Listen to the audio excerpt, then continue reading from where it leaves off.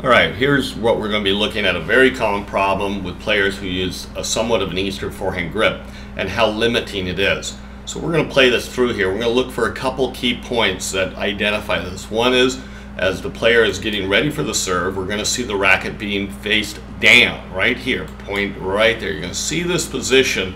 A lot of times you're going to see this because what this means is it's going to be cantilevered up into the waiter grip position. It's very hard to do anything but that.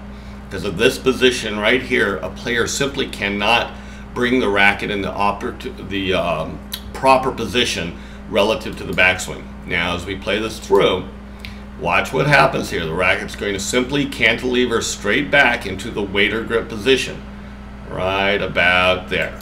And so now we have a racket facing up. But the problem is, at this point, the player is already almost fully extended upward, so he has lost all of his upward thrust because the racket hasn't collapsed at all.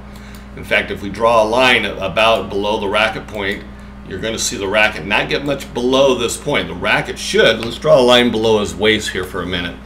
At this point, the racket should be approaching this position or nearly that position. But let's play through and see how far that racket drops. Stop.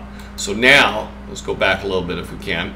And we're going to see right at this position, now play it through slow, and what we see here is as the racket's never collapsing, so he's only got, stop right there. So really his entire racket speed availability started at that top line and now is going to go forward to contact. Let's go forward.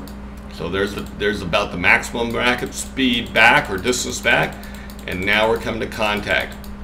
So the player's gained only right about there, from that position to that position, a 45-degree angle, or actually a 90-degree angle upward to a point of contact, where if he could have collapsed that racket down by his waist, he would have 180 degrees to choose from to give him time to accelerate the racket to maximum speed.